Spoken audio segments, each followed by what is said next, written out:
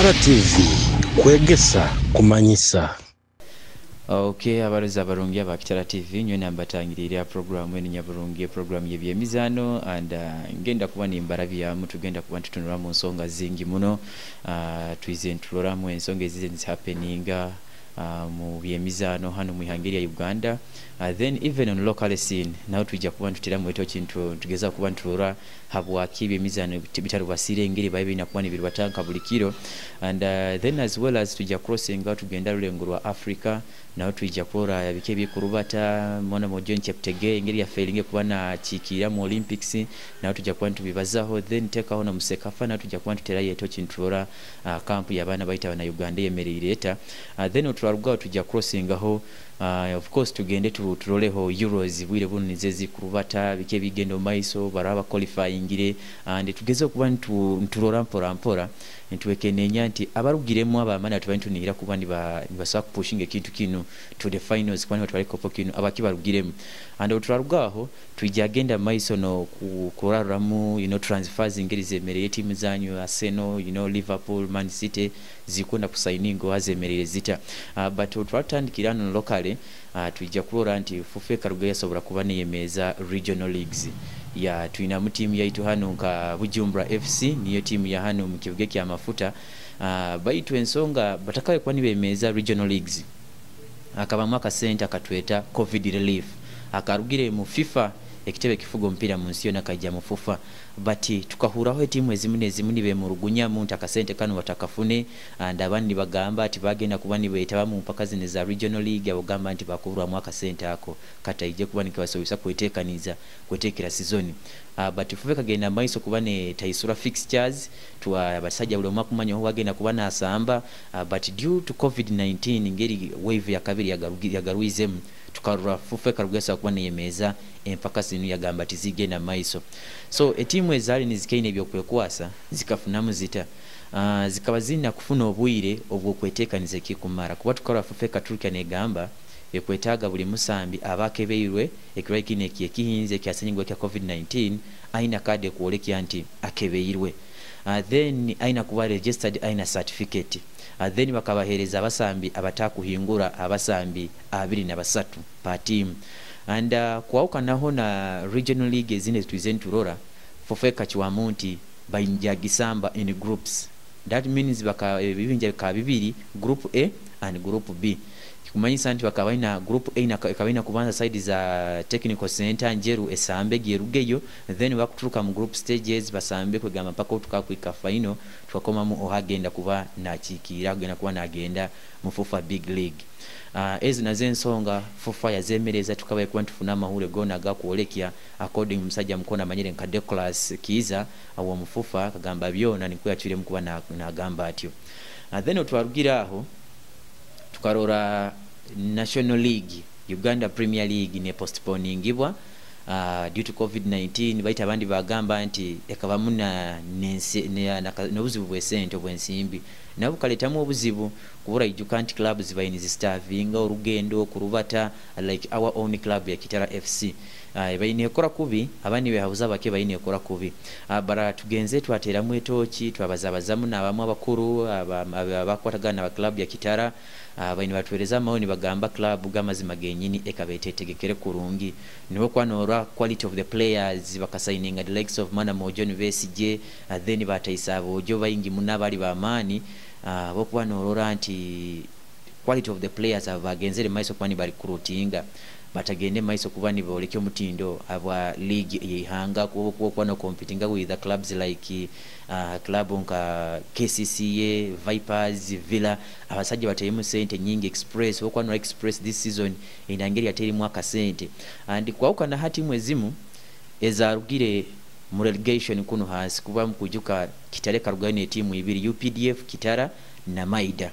so buzagenze tukara UPDF ekagenda maiso no kutaisa abasambi 11 niwe ataisulire na mwana Mojoni White wa Han Miller ya mutaisa kikumanyisa abasambi abasambire harulengurwa FIFA Big League bone kabasensa yagenda maiso kuba ne recruitinga abasambi abakusobora kuba nibaetaba mu mpaka bakusaba kuba nibasamba harulengurwa Uganda Premier League. That's why you see UPDF surviving yasigarayo and kitabayiro habwa kitara abwesende zikaba ntito tubayintulora ekisaya kya Kigaya 20 mufufa big league bacho twagenzere mu Uganda Premier League fufeka rugayo bajya bagamba tikikwekana no mutindo tukagenda no kutandika gya kusamba ligi gya gitandika club ya Kitara irenda kisaya nikyo kuwa hagenda maiso kubane pangisa upangise kisaya and waganorora every match ya Kitara FC yasambaga yakostingaga emiliyoni 2 za Uganda so no barabara munti every home match yibaka kusambe yomuka wekwa ne costinga emiliyoni 2 oina kuba no hosting empira 15 banzo calculating sente zingazi kaba sente nyingi abakuru bayimukiramo ba club ya Kitara bagina maiso ba heroes baba renovating abatereze kisaki ya Masindi Stadium then bajya bakinspectinga bakikebera babakuru mufufa baki approving hatatu waruraruraho nti kale roho nikyo bayino na club ya Kitare bayinesobora kuba ne kwata teams ezimu nezisinge singira abasajja bamu Masindawe ekozero na draw so I think outugesi barabazemu n'abakuru ba club ya Kitara bagenzere maiso kuba ni bagamba nti maybe no kuba ni basabataina awe kuwo mpira abayataro gunu guomuka gunti guli guomuka abana bayini barara muhanda ni barubata ni bagenda kunu bayinagenda Kasese bayinagenda nkaha and even financially club bayine staffing mu bus bakagibahereze bayireroho but ebintu bya akasente ka mafuta kabatalibanizamu nebintu bingi club bayina challenges nyingi so ekyo tukikirize club erugireyo mu Uganda Premier League ategaruke mfufa big league that means ina kwetegekera season ekuija bikiwe ina kuba ne kweba kuba ni batunurao baina renovating a squad team bongiremu abasanga bakwikana no mutindo bageze okuba ni batoza blikyomba gamba nyongera nimbaza mna bakuru abo ba Joshua ba Sajona kagamba byona then nono Musajona bateiro honka communications manager roho Captain Jeff nimbagamba nti baina kumenga sure ba fighting so hard kufuna sponsorship niho koina akuhereze milioni emu buli mwezi netaramu team oinangere kintu okoraki okuba no kihindurawo then tukwa tuboine club ya Kiyetume angeri bagenzere kuba mahure gaturukirege kiro kya ijeni goleki anti Uganda Premier League bachuriye mukimbaji bagi cancelling kuba ekaba postponed kugiemeza mu nitwenda kurora kiki gendo maiso bati bagenda giemeza Express akabaye kulembeire kimeza aina points 85 kikumanyisa anti empire yala sambiri ekaba nihingo mupira 36 abandi bakabasigayiza 37 abandi basigayiza 3 basambi 36 kimanyisa abandi bakabasigayiza empire 3 abandi ena 75% muiteka lya fufa akateba kafugo mpira mu Uganda likwani lyagira ligi bagisaze mkakusinga abaye kintu kiona akulembe bamuhereze kikopo fufe bayineki yakwatirire he kinteke kyangire kuba nekichiwamu anajezi tukarora ne saba government egikize begeni maiso kuba ne mara empire gesigayireyo but abantu abandi banka nakiwala kiyingi arugiyasa kuba nagamba Express bageze kikopo naije tubonege Lawrence Mulindwa nagamba government sore fufa inakurugayo egabe kikopo erime kuchwa abasajja tibaina sente bakubona abo na sente zogulira abana emere kusasura omusara other ni kuikara mulebyo legi bagikangiza aba planning for the next season and indeed ekiro kyayijo azwegesa hanka emwa ezarwe bagyo fufa yagena maiso kuba ne ravya ekirage kigamba rundi ne ravya ekinte kigamba ligi bagi cancelling ekimbagire kuba uleka postponed bakabagiemereze hati bagihire okugamba ekangire hoyire Express bamurangira nka champion kikumanyisa anti Express ni watu ekopo kino eka Uganda Premier League ya basizone ya 2022 na gumu kikwani kimanyisaki nti Express niwe agenda kuba nakora kinachikira Uganda harulengo rwa Champions League ya Africa emanyire nka CAF Champions League niwe agenda kuba nakikira Uganda ebikaguzo bikyali binga babahagizi bompira gwa Uganda aramaraho kubatu baintura even last time na KCC obyagenzere abasajja bana ba Vipers nibo bakisingire season ya hoyi nibo bakisinga mungeni niyo nkenu eyo kuemeza ligi abwekreki ya COVID babahereze kikopo baitu bakaperforminga poorly batarugene mu preliminary rounds then URA aizire mkiya kabiri kikumanyisa URA agenda kubana chikira Uganda mikikopo kibeta Confederations Cup CAF Confederations Cup isananka Europa ngera abahondere bya hero hati ni agenda kubana abayo baitu nawo mutindo gwaye kyagurukizibwa abana Uganda bahagira ebyemizano. Vipers amalire mukikalo kya kasatu, then abagenzere maiso kubani batemwaho abayirekiye tume Maida na Kitara. Already Kitara ekasanga bagihiroho bagitemereho ina kuba nesamba empira yayo esigaire yo Justin kuba nemaliza kuba yo tujja kuikiriza Kitara eka performing very poorly this season mu Uganda Premier League zone yabwe bandize kintu kitagende kurungi twaraba bagiza bamuna mu mutawuni ni bagamba anyo wengi hoyiroho bikibiki, but that was not the issue. Team ikaitaga bahagizi obuhagizi bwanya bahagizi ba club ya Kitara ni gamani gayo. And then Maida nayere mu hatimu ezigenzere season enu yahoyire kandi bakya bagisalira hao nabo bagihayo. Maida erugiremu baitu kiyetume utukwa nturaki yetume hagati ya kiyetume niye bayire hagataho neburuva point isatu. Busoga United nakiza point isatu asigeze empira yaye ena kikumanyisa nti tomanya Busoga United bainasobora kuluzinga then kiyetume nakoraki nasinga era bakiyetume tikibarabize kurunge muno, but all in all niko bachuire mu batyo. So ensonga indi amaiso tugatunulize FUFA Big League ekabe hoire yes, but tubatisigaze final Arua Hills then take on abasajja bano aba Toro United abatoro bakaba basi boba already babatembeze bagenzere mu Uganda Premier League, but tukabaina kusamba haka fainako tugende maiso nokomamu oha champion oha agenda kuba agenzere akulembire atali binu tugenze ntuyingana tugenze ntukola ki baina kuwauka nizo musajja hamwana wa musajja hamusigazi again your finals then tubaituna na semi finals hagati tuina kuba ntukomamu oha agenda kuba na ike namba ya kasatu kuba na inona asendekezwa na yunga hali bana babiri bano already abagenzere then Uganda Cup Stanbic Uganda Cup naye bayitakaho iyo tukwa nturora naye bayitakaho ile ibayire iri musemi. So katulinde turole FUFA kikigena kuba nerangire kigarukaho abayokopa binebire bisigayireyo, but so far ngiringa kugambire yo regional league etasambibwe kandi tekasambibweho tukulinda turole ebintu ngeri bigenda kuba nibata side zoko.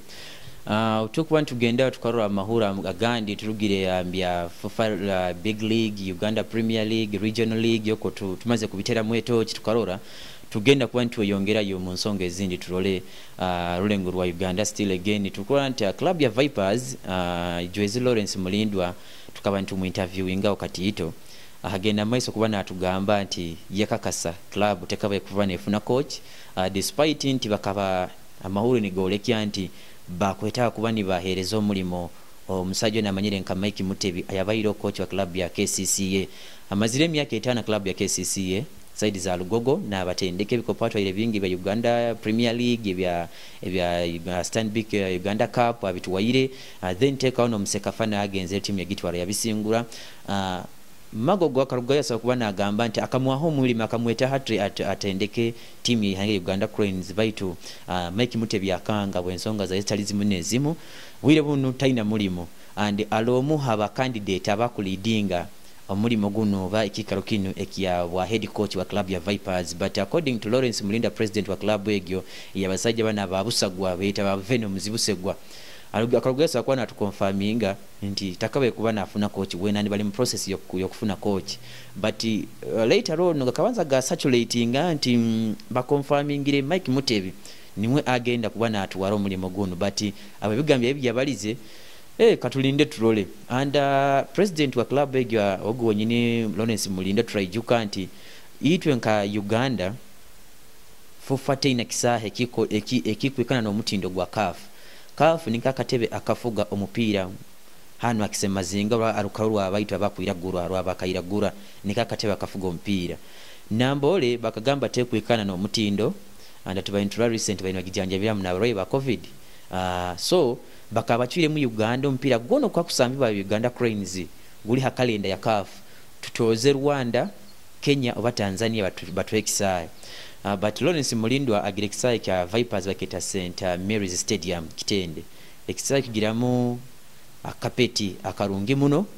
kikaombeka kurungi muno abakafu bakaja bakirambura bakiaprovinga. That means Uganda kafufa akateba kafugo mpira mu Uganda kabakaina kuija kabendinge kamusabe abayikirize kuba ni ba hostinga emipira and of which agenda maiso kuba na akikiriza baita agenzere maiso no kusaba government esemeze engudo ezikutwara kisaha ekyo yojase mukolere bukolere kyonke semeze ngudo ezikutwara kisae then ebisigaye bajagenda maiso kuba nibakoraki nibabirubasa mpora mpora.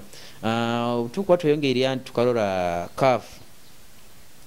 nayo egenzere maiso kuba ne pushinga empaka zineza Sekafa ijuka Uganda under 23 abana banu bali hansi ya head coach Mole Byekwaso bali mugenda maiso no kwetegekera. Mwana mojoni Kakoza Derek Kakoza niwe bagenda maiso kuba ni besiga mwana mojoni Mugurusi barumwa mu midfield ba Charles Lukwago bona barumba besere so squad yona erifule packed and abana bali kurungi busama ina injury baitu bakabaina kwani batandike biro byokwezi 3 July ya mwezi gwo musanjo gwo kuija but baina kuba kuli mu Bahiada ekivuga keta Bahiada mu Ethiopia niyo bagenda kwani basambira tournament egyo. Baitu barugiye basaba kwani bayikiriza abana bali hansi abali hagati y'emyaka 20 n'emyaka 23 abahagatao niyo baina kwani bayitaba mu tournament egyo side za kuli mu kivuga kimanyire nkya Bahiada mu hangeri ya Ethiopia. But due to COVID-19 nayo kule inangere kubarabyamu CAF on Monday bagenzege bafune kibakwita Zoom meeting ya baikaramu mu rukurato runo rwa mitimba gainengire COVID ingeke kwa kinu kiroho bagena maiso kwani bachika mu ensonga zitali zimunezimu. Ensonga zibabalizoho bakabazaho na Minister of Health ya Ethiopia yasobe kubani bagambira COVID-19 baravizeta barasobora kuba ni bongise kopo kinu barugyoga bagamba abo bali ready ikopo bajya kibungisa kandi kijagenda maiso abaito rajuka abo amahanga ikana getabamu yangari kabali muri yonkeri ya Rwanda niri agenzere maiso kwa ni withdraw ngali karugamuri kagamba tigenda kuba ni yetabamu yaleka mu South Sudan alimu Burundi alimu Uganda alimu Sudan alimu Ethiopia alimu Tanzania amahanga galimu nkago igikopo kinu kisambibwa amahanga gaba mu Central no mu East Africa Central and East Africa Sekafa Challenge Cup. So katulinde trole kibakina kuba ibiro byokwezi 3 mwezi gwo musanjo ba pushing ampaka ibiro byokwezi 17 mwezi gwo musanjo. So katulinde trole abana bali tubasabire ando kwa norora Uganda ni bakiasinge kwa kitwale mirundi nyingi bakitwale mirundi mwenda Uganda abana boli kubakolekyo mutindo sofa mukikopo kinu baito omako gwa hoye 2019 Uganda kakihosting baite kasobora kuba nerugira mwaita kitwale mu nsonga nkezo then amahura ganda tuyala hana ule nguru wa Uganda mwana mojo Derek Kakoza mu club ya police moja lekezo mutindo murungi munaba asizone despite inti police taina kyakyamane keso kuba netwara baita lekezo mutindo gwa amani akayamba Uganda under 20 mkopo kine kya Afcon under 20 mu Hungary ya Ghana moja kasamba kurungi masore mu Hungary ya Mauritania niho kiyabaire and akasaba kuba na top scorer ne Goro Itana and Goro Itana ziyatebere bakasaba kuba ni nominating amwe Goro yemwe kaba goal of the tournament kandi akayamba Uganda kuba neikaho a finals ni bankwaye tasinge katerwe Hungary ya Ghana baita akagiki ya finals. So mojonu akasika akugamba attention mu teams ezikuwaka na kwetolensi yona na mbere ali club eno Rayon Sport ya Rwanda then take out Azam za side za kuli mu Hungary ya Tanzania Zamalek ya Egypt Raja Casablanca ya Morocco Tunis Esperance ya Tunisia baitu tebaki omojo bwire bunu bagenzere maiso kuba ni bayikiranize endagano ye myaka 5 na club ya Anderlecht esambira club egesambira mu Hungary ya Belgium niho agenzere maiso kuba na ni bayikiranize endagano. So bwire bunu Derek Kakoza mwana muna Uganda agenda kuba nasambira club ya Anderlecht side za kuli mu Hungary area Belgium niho agenda kuba na ruwasizo mpira basizone kuija baite Uganda ngo kabimanyira kasente kataka sente tibasobere kuba nibabaza sente zingaha ezadilwe gye bayiremu but already confirmed twikiregea our website za police FC twahabiliriza twagenda twaikaho na website ya Anderlecht kyakakasibwa nto mojo we agenzere deal ye myaka 5 amaze kuba na gisigninga Derek Kakoza. So katumusabire migisa yonka katumusabire birungi byonka agende maiso kuba nakoraki na agenda bintu bimulwatire kurungi. Tukwa tugana olenguru wa Uganda tuija crossing aho tugende trole olenguru wa Africa again ebintu ngeri bikurubata munzike ebyemizano tukwa trole olenguru wa Africa ebintu ngeri bigenda maiso Egypt ekya bisana na club ya Liverpool aba mwana mojeni Mohamed Salah ijukata haki player club ya Liverpool then take on Hungary ya Egypt kubisana etanti bakwetago mojonu agende maiso kubana abakikira basambire mu mpaka za Olympics mu mpaka za Olympics baitu Liverpool kumwetaga season ebekwa netandika roho yabogambe ensonga zine zigenda gamaiso bakwenda batandikiro kuba ligi yokoneka atandika kaluzinga empira yokubanza kandi abo competing naoni basinga kikubera kizibu genda maiso no covering gap ege so Liverpool kumwetaga na Egypt bakumwetaga so tulinze kuwa ntulora baraika hantese ganya bakatese kiki baraba ihiremu imbazo zabo as in between Egypt national team yo mpira na Liverpool irahera musigaza arasigara mu Liverpool atandika season ubarasa kuba nagenda mu Olympics ayambe ihanga ya Egypt. I think agonigaga nkusa kuba ni nkuhiki yaho agagenzere maiso kuba ni rounding up within this weekend egyohoire even agabai latest hano asemazinga ya Africa so tugenda kuba tukrossingaho tugende turole ebintu ngeri biri basire over the weekend wire bunu abandi mulinzire Euros kurora bikiye bigena kuba ni biri bato maiso but tukwantreko poki ya Euros kikageno maiso mikutwe kuwaukana TV station ezikuwaukana then abandi bakimulolera internet bati bigeno maiso so tubaintura round of 16 group stages tukarugayo teams za qualifying teams za Faransa Portugal kaijankerinka third best ranking Germany barugamo bajja barugam group England Croatia Spain so draws za kolebwa and tukwantura draws ngeri za genzere maiso kwani zikolebwa abasajja bainangeri basambire bokwa no Spain kagena maiso kubanetera abasajja banu 5 hali 2 abasajja bana ba Croatia ekabatabukirawo yabatera mu extra time yaraba Spain and then utukwa ntulora abasajja banu abangereza bakarabaho bakora karuka banaga hali German then Switzerland ekagenda maiso kubane kuwata abasajja bana ba Faransa karuniho kabanagire but mkwa tulore hano abasajja ngeri baize kubani baruga mpora mpaka arulenguru wa kuota Belgium tukarwane kuwata abasajja bana ba Portugal twanira muge bintu bingi mpira guno abakwa no Belgium ina basajja nka Romelu Lukaku wa club ya Inter Milan ina Kevin De Bruyne wa club ya Manchester City ina basajja nka Eden Hazard ina Yannick Carrasco okwa no anti Belgium ina basajja nka 5 mukaga abagisambira baitu season ehoire mu league zawe zikuwa kana batwaire bikopo batarugire mu ngaronsa ndabwire buno niyo timu ekiasinge kuba necyango mpira munsi yona okwa no munsi yona ranking ngeri zikuolekya era ahead of Brazil era ahead of Spain German zona ezikulembeire soja kuwatagana muna ba defending champion abasajja bana Portugal ba Ronaldo wa Juventus baina basajja ba Rui Patricio goalkeeper wa Wolverhampton asambira mu Bungereza baina Diego Jota wa Liverpool baina Bruno Fernandes wa club ya Manchester United Bernardo Silva club ya Manchester City so tukaba twina kituku nihira between that clash kwegamba abasajja ngeri bani bagenda kubani bakuwatagana bato mpira ukatandika basambe dakika 40 tukantwika mu dakika ya 82 tukarura muto wa Eden Hazard mwana mojeni Thorgan Hazard miaka 28 yonke yobukuru asambya club ya basajja bano aba Borussia Dortmund and akabayamba kubani batwale kopoki ya Paco DFL Paco Cup kya basajja bana ba German zone yoba hakitwara niwe yatebere kaba the only goal yagenzere maiso kubana deciding between the two ohaina kubana arabao so tukarura Ronaldo basajja bakapossessinga Portugal kakola substitute ba possessinga for the second half bakabaina shots on target 15 Belgium itabena shot on target yona barumba tato passes zikaba 5 plus baitu ebintu bikanga bamalira barugiremo aba defending champion gole mu hali 0 that means abasajja bano bakagenda maiso kubani baraba aba Belgium then mpiro gundi ukaba hagati abasajja bano aba Italy tukaba ntunihira kikagena kwa kiamani muno between Italy and Austria sajja bakakwatanga namo basamba ba Yesi be dakika 9 bakisamba then Maria bagenda mu extra Italy kabasajja bane kabatira goals 2 hali emu then Italy agenda maiso kubanera kikumanyisa nti Italy egenda kubane kuwata abasajja bana ba Belgium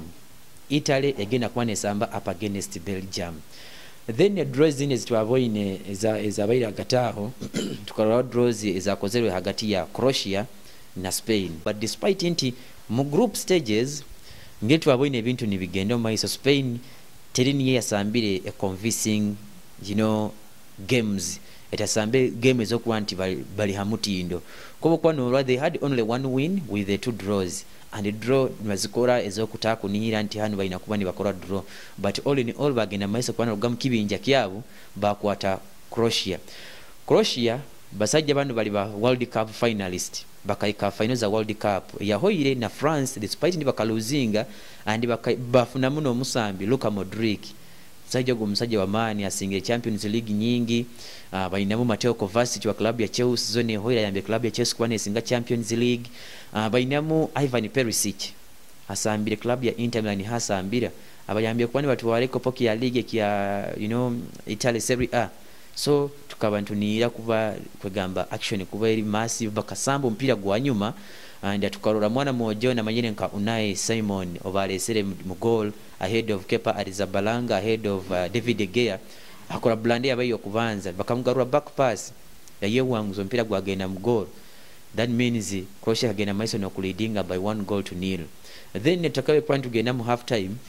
tukara mwana mojo Pablo Sarabia akaba mu club ya basajja bano aba Sevilla and bwire unasambya mu club ya basajja ba PSG mojo ni yagenze kuba na atera equalizer. Then baija Spain ya leadinga bagikolizinga twagenda mu extra ompire kamali ya gusinge goals 5 hali 2 Spain yarabaho. Then Spain yalinda araba hagati ya Switzerland na France and tukujuka France abasajja bali ba World Cup winners and nemkopa kineki ya Euro bali ba finalist niyo baikira half final na Portugal omurundo gwa hoire bali oke Portugal batere goal emu hali 0 netera mwana mojono Eda niyo yagitebere. So tukaba ntubanira mu this time okwa nuraba ina basambi ba amani okwa nuraba ina Karim Benzema tagata kusamba national team baita yambe club ya Real Madrid asinge Champions League. So twamanya nti engeri bamugambira garuke aho usumye bayi bamuhira national team aina kwegambe ekinihiza kyogena maiso kuba nabayamba baina Olivia Giroud ayambe club ya Chelsea kwane twa Champions League season ehoire baina Antonio Griezmann club ya Barcelona bayi on form baina basajja nka Paul Pogba wa Manchester United N'Golo Kante asingile Champions League season ehoire na club ya Chelsea baina ba Hugo Lloris mzee msajja murungi mno ya mzee baitu mugora kusiba kurungi kagama noranti they have quality players. And then tuwaga ntujya mu tochi ntwa Switzerland taina basambi ba amane na Granit Xhaka ni wali nka team captain wa club ya basajja ba Arsenal midfielder go murungi asamba kulungula Granit Xhaka. Then baina basajja nka Zanen Shaqiri wa club ya Liverpool kwegamba basambi abamu batakura kulungi kwegamba mabara batakusoundinga kulungi baitu kwagenda kwa tutandika tumanyire nti of course Spain egina kwa nesamba Ufaransa. But this is why we love football. Mayo mpira gunyuma atamanya mpira agere kutamuzibu hauza wagaba betting basajja bakimanyire bujyo sangani bachura nosangora bali mu sente nyingi muno abamanye betting ababikirenga mu bimanyire binte osangora inamu mtwaro gumu wa mitwaro 10 osanga muteire. So soccer is soccer, that's why we love football. Bakasamba basajja ba Switzerland baba banzayo half time bafuna penalty Switzerland kabaina kuba ne leading by 2 goals but Hugo Lloris msajja ngegwambire msajja mzee baita inexperience asambio club nka Lyon bile unali mu club ya Spurs akoleke omutindo akasinga na World Cup agenda maiso kuba na agisevinga. Benzema akatera equalizer and a goal ge yatebere so fani yo a goal kyali goal of the tournament agore ge bagirenge saniza kuba hamu mutindo baharulengo rwa goal ya David Beckham yateire Arsenal nesamba Newcastle mu myaka yenyuma ko mu 1990s akatera goro nungi muno nene baye nungi muno ya de Pascal ugire mwakili ni Mbappe baita inangiri ya keseti ngiro yagenda mais kuba nakora finish. So mpira gwa rubata France ya gulidinga goals 3 hali emu baita abasajja batabuka within dakika kienda France kabaina goals 3 Switzerland aina goal emu in added minutes. France babakahuwa mama ni babakatekereza kihoire niho banagire kitwete nanga babirugaho kubyage oti referee to blow the final whistle twaga kwesanga guli 3 bini gwagenda mu extra abasajja balemeraho mpaka mu penalties. Bufaransa ya malire rugiremu on penalty spots zikaba ina hali 5 and guess what Kylian Mbappe man of the team starman we agenzere maisa kubana akwatibwa Pogba katera munda bakimpembe nabandi egoro zanyu but Kylian Mbappe yali inakubana deciding abe yongere oba barugire mwaho agenda maisa kubana mulema Abafaransa barugamu. So abantu bona bakanibanira Abafaransa niwe aina omugisa kubana atwale kopo kino baitu yarugamu. Then kikumanyisa Spain egenda kuba nekwata Switzerland, ejja kuba nesamba Switzerland. So katulinde tulole ebintu ngeri bigenda kuba nibirubata agataho agenda kuba narabaho agenda kuba nasigara. And utukwa ntulora handi ompiro gundo gwagenzere maiso kuba nago ni gunyuma ekaba hagati y'abasajja bano abamanyire nkabangereza ekiro kya abangereza basambye kurungi muno. Bolekezego mutindo gwa amani ompira gwa yoga saha emu despite abanda bamba gwenda gweyo saha ina za mukiro but gutandikirege expansion zone zikusinga nizolekya nti Germany esagenda maiso kuba netira abasajja bana abangereza baitu ebintu tali niko bigenzerege maiso kuba nibikoraki nibirugayo. Tuboinege nti striker wa mani muno abantu bagenzere maiso kuba ni bagamba takozere kurungita bayire hamutindo during their group stages abasajja abangereza Hurricane bwire mu club ya Manchester City niyo kumwetaga bayege on target. Raheem Sterling agenzege maiso kuba na yulekyo mutindo gwa mani mnabege on form Raheem Sterling and of which agenzege maiso kuba na yamba abasajja abangereza kwani bafuna a goal ya lead 1-0 ni ba leading. Germany agenda maiso kuba ne pushinga but bagi dominating kwa nura midfield kwabona bakoisaize formation ya 3-4-3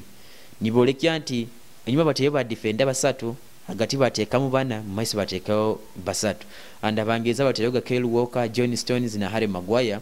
Indeed Harry Maguire gwege mpira gwego kubanza mu tournament eno inaka genda kuija kuruga mu club ya Man U aina mu injury banza bamujanja bao yakira yakagaruka yali mu training but ya bouncing back.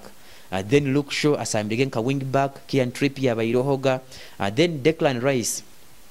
agenze game maiso kusamba midfield ya ina mwana mojono Kevin Phillips wa club ya Leeds ngiri bakasambire mu group stages bakisamba. Then tuboine mu game pinduka hinduka nti Gareth Southgate agenze game maiso nokora mu mpinduka hinduka aikalize game mwana mojono Phil Foden wa club ya Manchester City yagena maiso kuba naleta Bukayo Saka wa club ya Arsenal. And indeed moja sambirege kurungi Raheem Sterling asigairohoga nka starter na Hurricane yagusamba ompira bagusinga. Then utugaruka side ya basajja bana aba German omanyire German ekira muno ku basing club ya Bayern Munich. And utukwantura club ya Bayern Munich last season batakole kurungi ya despite bakasinga ekopoki ya ya league but bokuja gwa kuno mbabinywera mu Champions League bakakora kubi even ekopoki ya ukine domestic league ya DFL pako ekya Germany batakisinge bakarugamu. That means nyoni kyontaga ningambira abantu nti Bayern ewe kora kubi na Germany inakora kubi wojja kwesanga nti 6 to 7 players aba Germany abali national team baba Bayern. Tunura goalkeeper Manuel Neuer ali wa Bayern.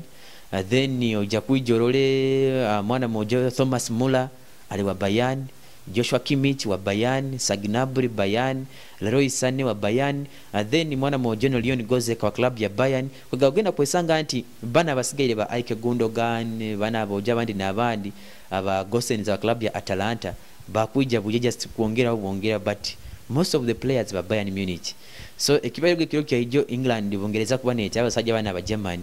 according to him again inkinira abogamba form ya Bayern ya bayo last season nikyo kwanti Bayern yakoraga kurunge ya single Champions League Bayern mu kujuka Germany yakora kurungesa kuba netira abasajja aba Brazil ya singana World Cup yagising because Bayern covered their own form. Then ompiro gundo gusembere yoga a round of 16 tuboinege abasajja bano aba Ukraine na abasajja ba Sweden na aba Sweden bakamisinga muno mwana mojo na manyire nka Zlatan Ibrahimovic akaleta yaringa mpira gwihanga batike yagaruka kubaki ali musajja mulungi muna magora akutera mu club ya AC Milan agiyambire kuba ne qualifying mu Champions League aba season ekuija. So akanagenda kuba na asamba baita akafuna mu injury season ne wao mu club ya basajja bana ba AC Milan bageza kuba mujanja abo nyini yagamba tingi na kuba ninsobora kusamba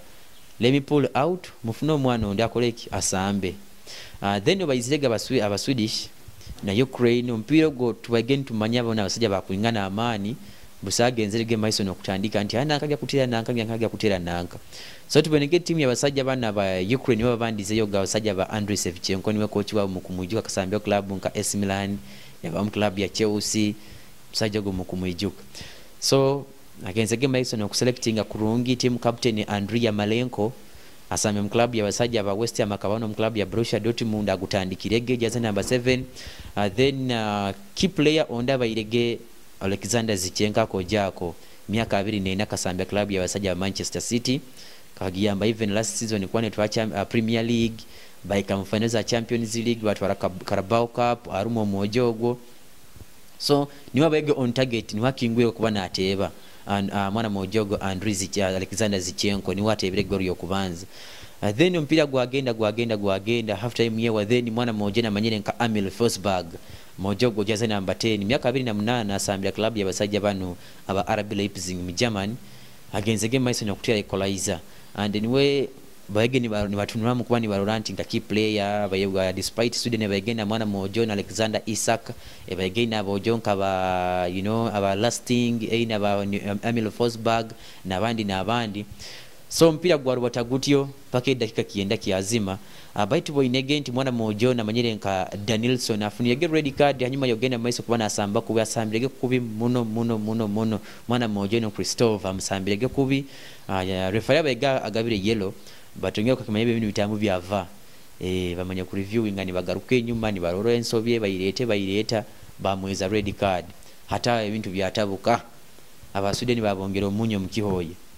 extra time tuwagita abojo bayerumba first half extra yahwa then extra second half neutral irege ibintu nibitabukira kimu abojo abatera goro namba 2 kikumanyisa Sweden rugire mugaho and Ukraine against the game maiso kubane qualifying ya msajja mkuru na manyire nka Andriy Shevchenko barabiroga ba celebrating the kind of which kakitaka bahoga Andriy Shevchenko bana atwara team ya Hangegyo mu quarter finals so kikwani kimanyisaki on Friday tujja kule mpira genda kuba ne garuzamu Spain of course ngenga kugambie basajja ba Italy barabiroho Spain yarabaho Switzerland yarabiroho Denmark nayo yarabaho and otukwantura ekiro kyanyengengere ebintu bigenda kuba ni birubata bagenda kuba bagaruka musore on Friday zigenda kuba saha emuze nyini on Friday saha emuze nyini abasajja bana aba Switzerland bagenda kuba bakwatagana n'abasajja bana ba Spain mpira kugenda kuba ni guba side za kuli mu Russia mu St Petersburg ne bagenda kuba bagusambira bajja kuba bakuwatagana then otukwantura zigenda kuba saha inaze nyini abasajja bano aba Belgium bagana kwa basambagana abasajja bana aba Spain abasajja bana aba Italy and naho tukunihira mu ebintu bingi Belgium eri on form sajja bali unbeaten na mbere bahikire in this tournament and even take on abasajja bana aba Italy bali unbeaten and okwanora Italy mu mipira mwenda ibakasamba esembere yo mbikopo byona in all games in all competitions bayi batakanywire mu goro yona okuyaho goro ijweze Austria yabateire kimanyisa defense yabasajja bana ba Italy despite elimu abazeye elimu basajja ba Bonucci ba Giacchini ni basajja ba Asebi baine myaka 33 plus kikwani kimanyisa nti defense kaina mu experience but kikwe habuzibwa can these old boys aba Italy abanamukadde bana bazeye banu barakwatira pressure ekuruga mu Thorgan Hazard Kevin De Bruyne, Romelu Lukaku, Eden Hazard, Yuri Tillmans katulinde trole and bokwa no teramu netocho katuna mu defense yabasajja bano aba Belgium nayo teri niyo nungi erahi ekirawo kuba defense egyo enama bazeize enamo ba Gianni Vertonghen mu kumujuka club ya Spurs kamutaisa butaisa erozere musajja akaikuire ali mu club ya Benfica Portugal ni hakusambira ali mu Toby Alderweireld musajja nawe myaka emuhubira katambara ali mu club ya Spurs is still struggling kusigaze namba yayi inamba Thomas Vermaelen myaka 33 asambire mu club ya Arsenal asambire mu club ya basajja bano aba Barcelona bamutaisa ali mu China ni hakusambira nawe myaka emukuliriro so bokono raka defense ka basajja abo baina ba Thomas Munil asambire mu club ya PSG myaka emuhoiro hagenze mu club y'ebinu ya Dortmund hakusambo gwa mpora so defense zona butukwantu aba defense zabo tizemerere kurungi then tukwantu je mu midfield abasajja ba Belgium baina Axel Witsel moja sa club ya Borussia Dortmund tali mubi baina Yuri Tillmans mwana mojogwa ya club ya abasajja ba Leicester City kwani basinga Kopokinek ya FM mu Bungereza ni wa club ya Chelsea baina moja manyirwe nka Kevin De Bruyne baina Eden Hazard baina Thorgan Hazard ekyoto kya ukiroba Romelu Lukaku baina Yannick Carrasco so bokwano ramu na midfield ya basajja bana ba Italy baina bojonka mwana moja na manyire nka Baradi asa club ya Inter Milan, baina mujogino wa club ya Chelsea agambye kwa netwa Champions League season ehoire, kwegamba midfield yabo nabo teri mbi na mbere yemereire saki kwe habuzibwa ohagenda kubana arabaho soka tulinde tuole bokwa no lekyo tokia bukina mwana moja no Ciro Immobile baina ba Andre Belotti, soka tulinde tuole baina basajja bana ba Lorenzo Insigne, tulinde tuole ohagenda kubana arabaho go nago mpira kugenda kubagwa amani muno hagati ya basajja abo. Then action ejakuwa resuming it will be on Saturday. Abasajja bana ba Czech Republic Saturdays gina kuba sahemu bagenda kwani basamba Denmark. Denmark inangeri genzere maisa kuba nerwa mu group stages yaje yarabaho yatira abasajja bana ba Worlds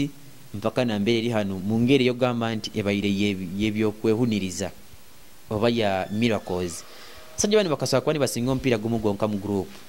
and bakafuna mune ekiyekango ekya mwana moja no Christian Eriksen ainangeri agenzere maisa kuba nakabira mu kisahe bintu bitamubatire kurungi baluzinga emipira ebiri against abasajja bana ba Belgium ekabaruga nyuma yabatira goro ibiri hali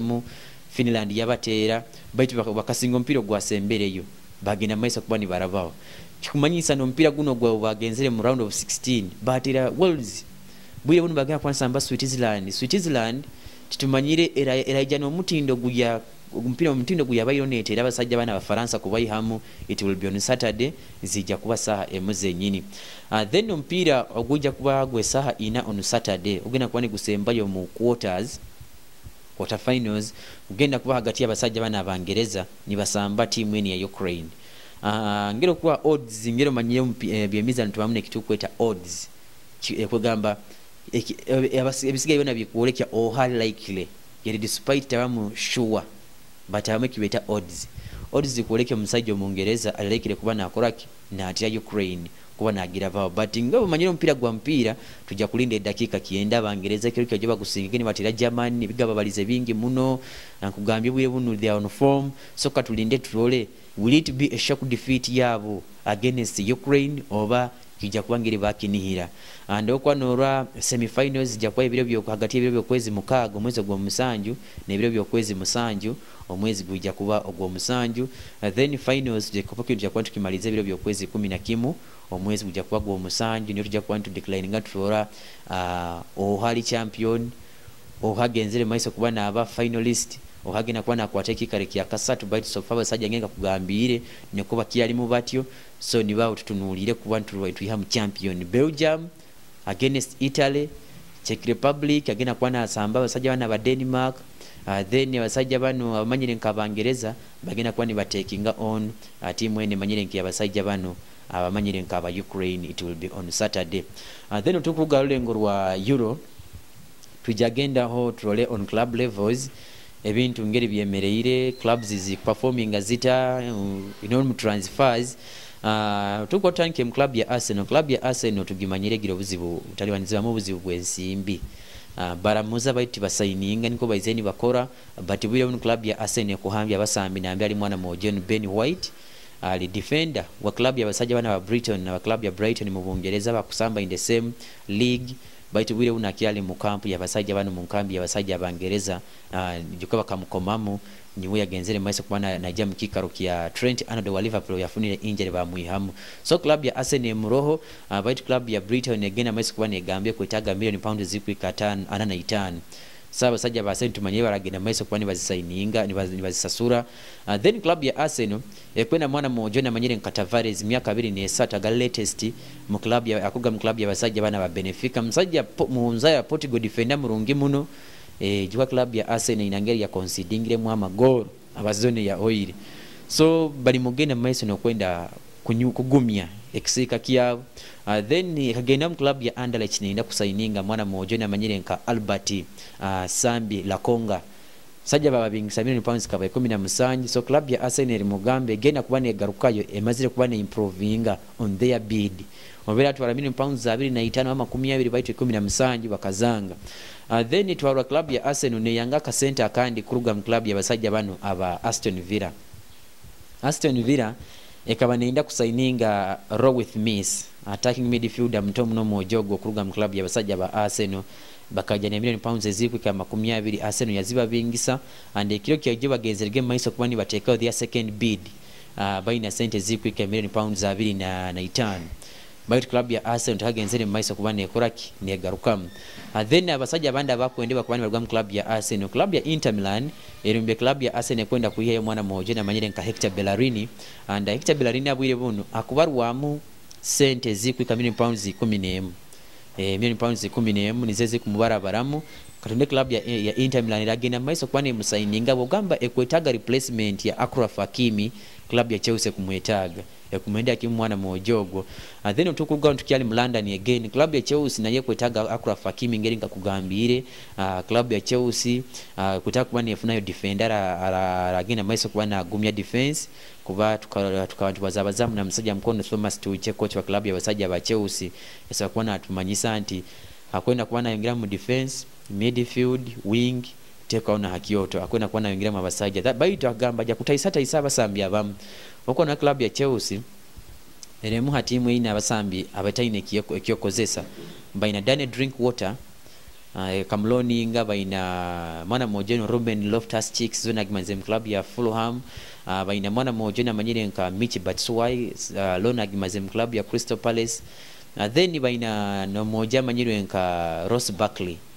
season yona gimanze club ya Aston Villa so katulinde na timu Bakayoko lona gimanze club ya basajja ba Napoli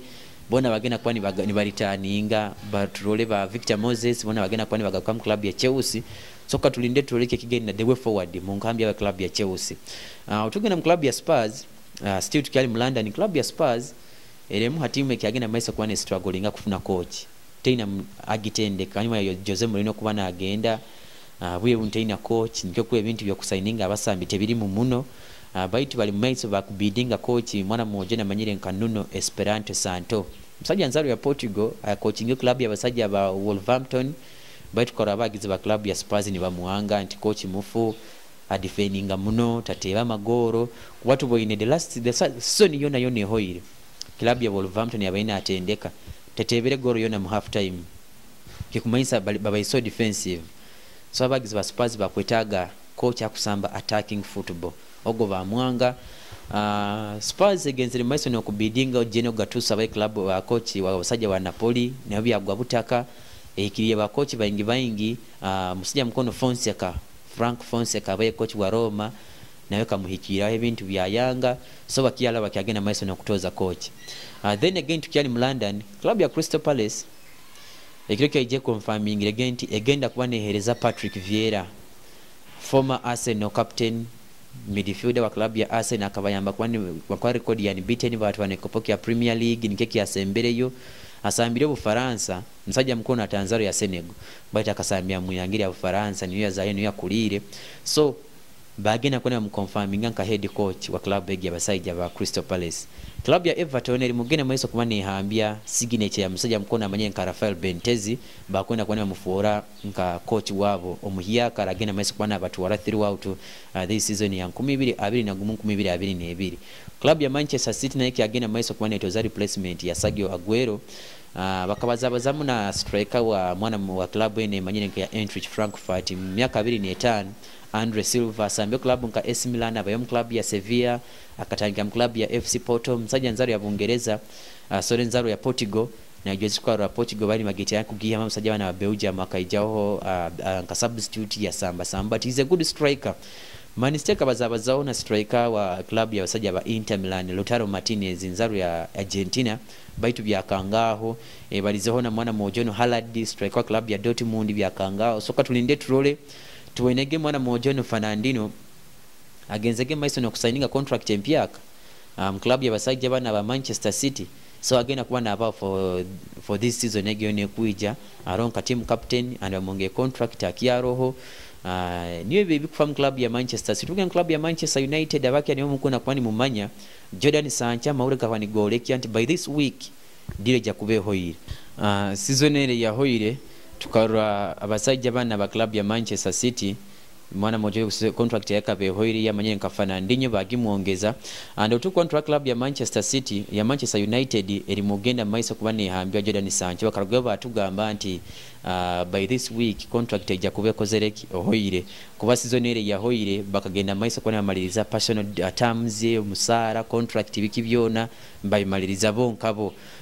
between club ya Man U na Jordan Sancho. So twaintura this week nti mani agena maiso kubane tugumya nti diro gena kubeho bamusayiningira jakora bukora medical jikamwana mojo na libwire bunu mu Bungereza aina team na national team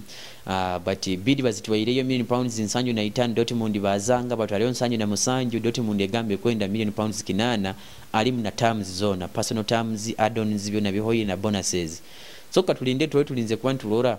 ekintu kiri batakita baramusayininga obara tibaramusayininge ebyo nabikyala club ya Man U again ekainda kuba ne gumya ekisika kyabo akona Rafael Varane omojogo asambya club ya basajja ba Real Madrid ali defender club ya Real Madrid so nato kulinda trole ekintu direra hueta akankuba nasaninga contract empya kam club ya Real Madrid kikumanyisa anti he's free to move on ali free kuba na movinga on asambya club ya Real Madrid so tukulinda trole nti how will things happen hanyuma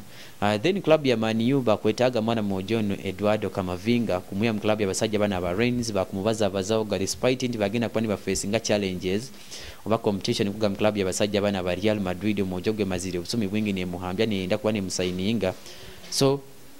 nako tokulinda trole club ya Liverpool transfers kasayininga mwana mojono kanoti defender kumuya mu club ya RB Leipzig Busaki amani muleke bagenzere maisa kone bazaho mukatale kabasambo mpia despite bagenda maisa kone bataisura mwana mojoni Jorginho Wijnaldum bagenda mu club ya basajja ba PSG ni hakusagina kuona changiro mpira zone kuija then club ya basajja ba Chelsea na yera ngeni kugambire kwenda maisa kubana yo neto zabo kusayininga according to head coach wabo then club ya Barcelona yo transfers so far tekozere kubi kubore degenzere maiso kuba ne signing Sergio Aguero yali mutebi club ya Manchester City akasambia club ya Atletico Madrid then signingire Memphis Depay akaba mu club ya PSV Manchester United na club ya basajja bana amanyire nkabalion emusigningira free transfer Memphis Depay signingire Eric Garcia mmoja mtomuno akaba mu academy yabo then ya crossinga ya club ya Manchester City nawe emusainingire so tukuna tulinde trole clubs ezinzi kiachuleire Madrid Real Madrid ekiala usaki amane kyagenzere maiso etaiswire they are long term serving defender amanyene Sergio Ramos emutaiswire ogwagenze takialiyo so nebindi tujja kwantu bikulikya hana Kitara TV kakusinga biba bigwiroho mu program yaite garukaho but abakia lero niko amahure gibye mizanu bagenzere gati ya Kitara TV ikaraho kandi genda maisa kubana otuhondera mitimbagaini yaitu yona genda ohitinge tuina YouTube channel tuondera mitimbagaini yaitu Facebook page Instagram then na Twitter iwe genda maisa kubana otuhondera so kwantu rubatira hamo Kitara TV mbaire Urban Navike msikwa ni kwiki amahure gibye mizano kwika mkamali ndetu jagaruka mukiro kindi hondera likinga oikaleho bingi bikyaije